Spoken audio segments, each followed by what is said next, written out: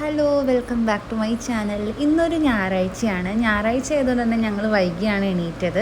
നല്ല ക്ലൈമറ്റ് ആയിരുന്നു കേട്ടോ. എനിക്ക് ഭയങ്കര ഇഷ്ടമാണ് ഇങ്ങനത്തെ ക്ലൈമറ്റ്, നല്ല സണ്ണി ആയിട്ടുള്ളത്. ഇപ്പോൾ രാവിലെ നമ്മൾ കഴിച്ചത് തവാ റൊട്ടിയും ചിക്കൻ കറിയാണ്. ചിക്കൻ കറി ഇന്നലെ ഉണ്ടാക്കിയതാണ് കേട്ടോ. തവാ റൊട്ടി ഞാനിപ്പോൾ പെട്ടെന്ന് തട്ടിക്കൂട്ടിയതാണ്. അങ്ങനെ ഇരുന്നപ്പോൾ ഞങ്ങൾക്ക് രണ്ടാൾക്കും പായസം കുടിക്കാൻ തോന്നി. എന്നാൽ പിന്നെ പായസം ഉണ്ടാക്കി കളയാമെന്ന് വിചാരിച്ചു.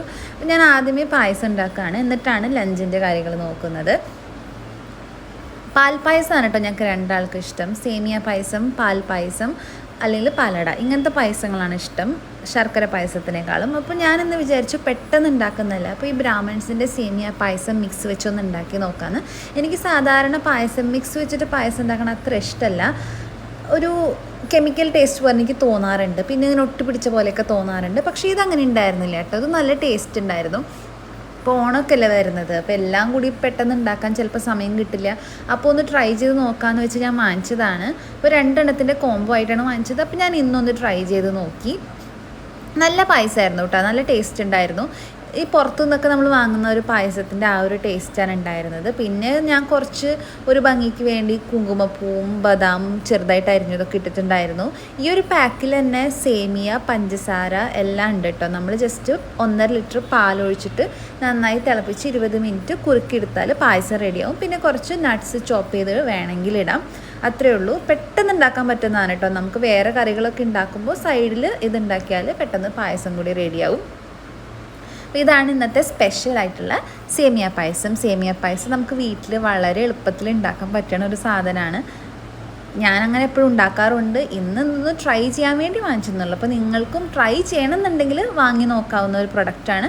നല്ല ടേസ്റ്റ് ഉണ്ടായിരുന്നു കേട്ടോ.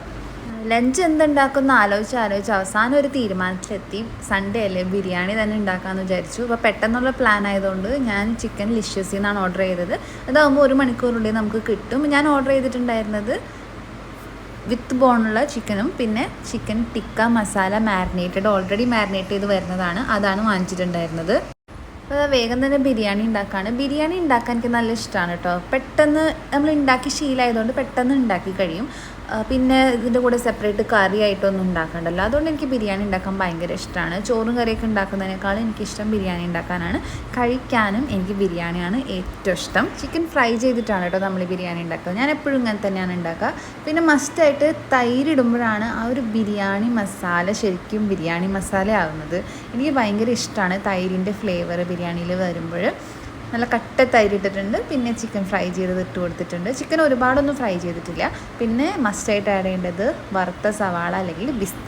അപ്പോൾ നമ്മുടെ മസാല സൂപ്പറായിട്ട് റെഡി ആയിട്ടുണ്ട്. നല്ല ടേസ്റ്റ് ഉണ്ടായിരുന്നു. ചിക്കൻ ടിക്കയും ഞാൻ ഉണ്ടാക്കിയിട്ടുണ്ട്.